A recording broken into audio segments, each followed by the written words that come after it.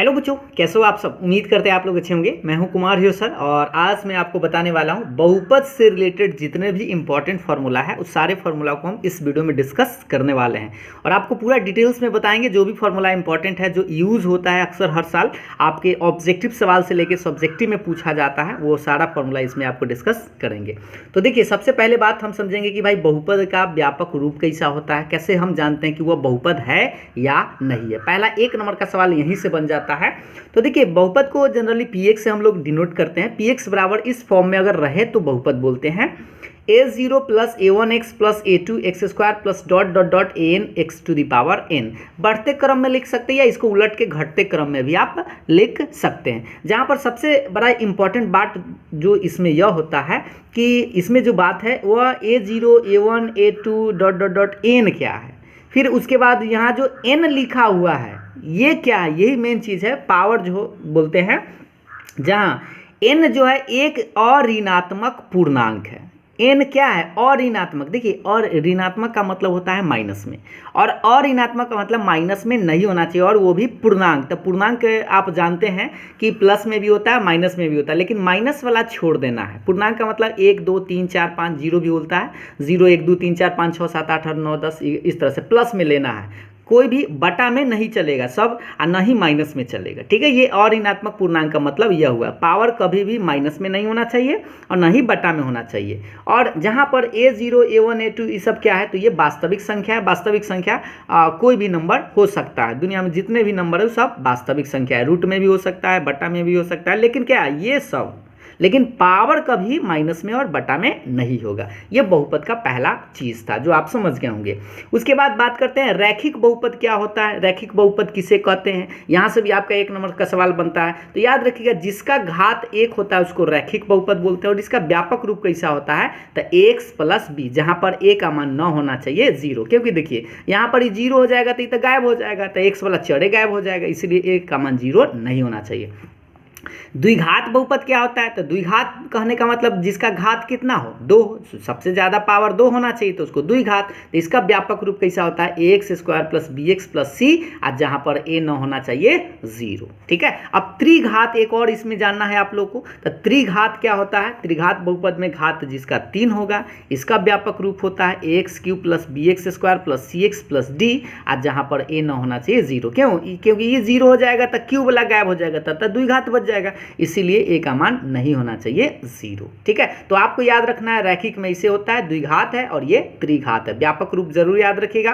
और रैखिक किसको बोलते हैं, द्विघात किसको बोलते हैं, त्रिघात किसको बोलते हैं। जिसका घात 1 रैखिक, जिसका घात 2 उसको द्विघात, और जिसका घात 3 उसको त्रिघात बोलते हैं। और जितना घात होता है उतना ही उसका शून्यक भी होता है। तो जनरली याद रखिएगा, शून्यक डिनोट हम करते हैं अल्फा से, एक बीटा से और एक गामा से। तो देखिए, रैखिक में एक शून्यक होता है तो सिर्फ अल्फा, द्विघात में 2 शून्यक होता है तो अल्फा और बीटा, और त्रिघात में 3 शून्यक होता है तो अल्फा बीटा गामा, ऐसे बोलते हैं। ठीक है, अब आते हैं ऑब्जेक्टिव सवाल पर जो आपके एग्जाम में डायरेक्ट पूछा जाता है। ये फॉर्मूला आप याद रखिएगा, देखिएगा ध्यान से, कि यदि अल्फा px के एक शून्यक है, अगर मान लीजिए कोई बहुपद px है और अल्फा कहने का मतलब कोई अंक यहाँ पे दे ले रहेगा, 2 4 5, माइनस में प्लस में कुछ भी ऐसे हो सकता है, तो अल्फा px का एक शून्यक होगा।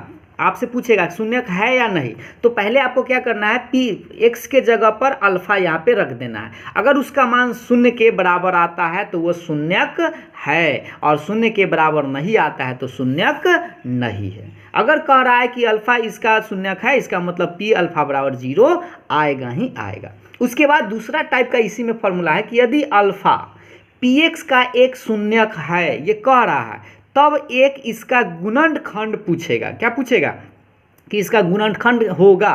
ऑप्शन 4 को रहेगा। तो इसका जो अगर अल्फा px का एक गुणनखंड है, तो इसका जो एक अल्फा जो है अगर px का एक शून्यक है तो इसका एक गुणनखंड क्या होगा, x माइनस अल्फा। यानी अगर यहाँ अल्फा है तो उसका गुणनखंड उलट के लिखेगा x माइनस अल्फा। लेकिन कभी कभी माइनस में भी दिए हुए रहेगा, अगर माइनस अल्फा px का एक शून्यक है तो उसका एक गुणनखंड क्या होगा, तो यहाँ पे आपको प्लस दे देना है, यानी माइनस है तब प्लस, आप प्लस है तब माइनस। ये डायरेक्ट आपसे पूछता है। जैसे मान लीजिए एक छोटा सा प्रश्न के रूप में, यदि मान लीजिए यहाँ पर 2 रहेगा, 2 जो कहेगा px का एक शून्यक है तो उसका एक गुणनखंड क्या होगा, तो आप बोलिएगा x माइनस 2 उसका एक गुणनखंड होगा। लेकिन यहाँ रहता मान लीजिए माइनस में 3 यहाँ रहता, ठीक है, और एक शून्यक है तो बताइए उसका गुणनखंड क्या होगा, तो यहाँ बोल देते x प्लस 3 उसका एक गुणनखंड होगा। इस तरह से ऑब्जेक्टिव आपका ये पूछता है। इस साल भी आप देखे होंगे कि आपको ये दोनों सवाल में से कोई एक माइनस वाला या प्लस वाला पूछेगा ही पूछेगा।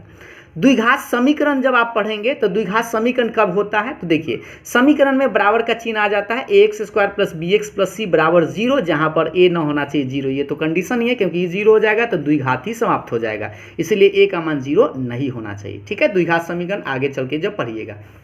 उसके बाद द्विघात बहुपद में 2 चीज़ आप याद रखेंगे। देखिएगा यहाँ से अब मेन जो आपका फॉर्मूला बचता है, द्विघात बहुपद पी एक्स बराबर X square plus B X plus C, जहाँ पर ए नॉट इक्वल टू 0, ये तो आपको हमेशा लिखना है।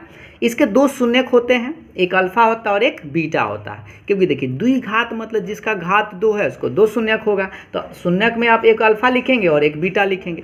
इसमें आपका 2 सवाल पूछा जाता है, अक्सर आपको ये देखने को मिला होगा कि शून्यकों का योग और शून्यकों का गुणनफल पूछा जाता है। तो शून्यकों का योग कहने का मतलब अल्फा प्लस बीटा दोनों को जोड़ देंगे, तो अल्फा प्लस बीटा बराबर फॉर्मूला होता है माइनस बी बटे ए, और शून्यकों का गुणनफल मतलब अल्फा इंटू बीटा, इसका फॉर्मूला होता है सी बटा ए। तो ये दोनों याद रखिएगा जरूर, अल्फा प्लस बीटा बराबर माइनस बी बटा ए, अल्फा इंटू बीटा बराबर सी बटा ए।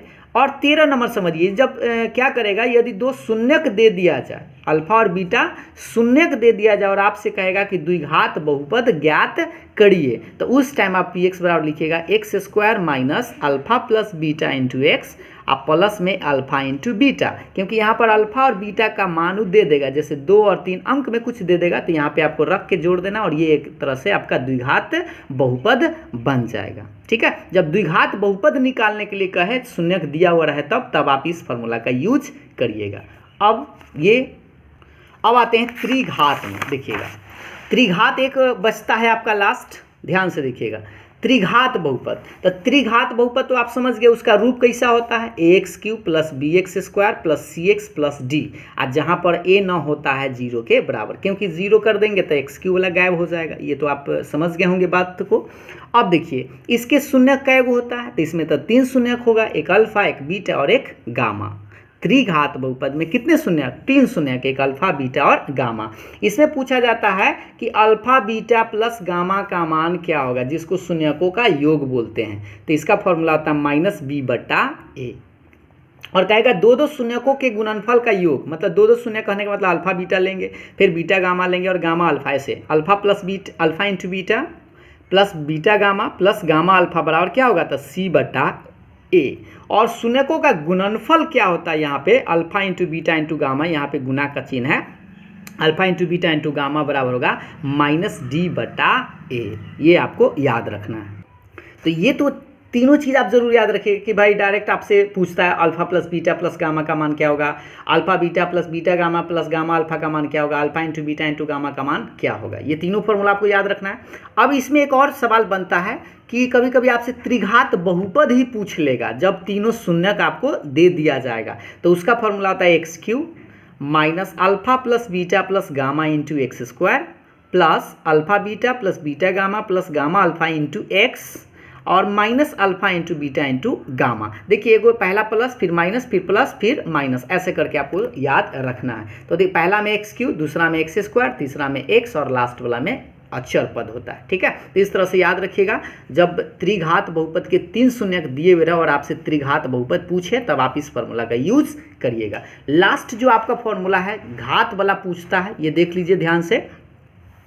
भाज्य बराबर भाजक गुने भागफल प्लस शेषफल, आप जानते हैं शेषफल थ्योरम है, जिसमें कि आपको px, जैसे भाज्य को मान लेते हैं px है, भाजक gx है और भागफल qx है और शेषफल को rx बोलते हैं। इसमें सबसे ज़्यादा एक जो सवाल आपसे पूछा जाता है कि rx का घात क्या होगा, तो rx का जो घात होता है वो gx के घात है। जैसे मान लीजिए px है ऊपर में, ठीक है, जैसे px है और gx से हम मान लीजिए भाग दे रहे हैं, ठीक है। तो यानी इसका घात आपसे पूछता है, तो घात निकालने के लिए आप क्या करिएगा, इसमें पावर सबसे बड़ा, मान लीजिए कि इस पे पावर सबसे ज़्यादा 3 है और हम भाग दे रहे हैं x से, x प्लस कुछ ऐसे करके मान लीजिए ऐसे आपको लिखा हुआ है, ठीक है, इससे हम भाग दे रहे हैं। तो आप क्या करिएगा, डायरेक्ट आप निकालिएगा, इसका घात देखिएगा 3 है और इसका घात पावर 1 है, तो 3 में से 1 घटा दीजिएगा तो कितना आएगा 2, और इस तरह से आपको घात निकल जाएगा। या आप ये जरूर याद रखिएगा कि rx का घात जो है वो gx के घात से छोटा होता है। मतलब gx हम कब तक भाग देते हैं, जब शेषफल जो है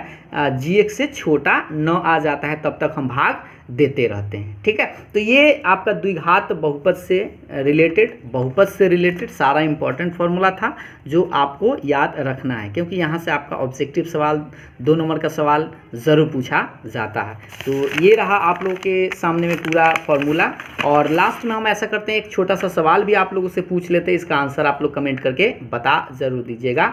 ये आपका 3x + 5 है, इसमें आपसे पूछा जाए कि अल्फ़ा प्लस बीटा का मान क्या होगा। इसका आंसर जो है आप कमेंट करके ज़रूर बताइएगा। अगर आपको पूरा वीडियो पसंद आया, समझ में आया तो लाइक शेयर ज़रूर करिएगा। Thank you.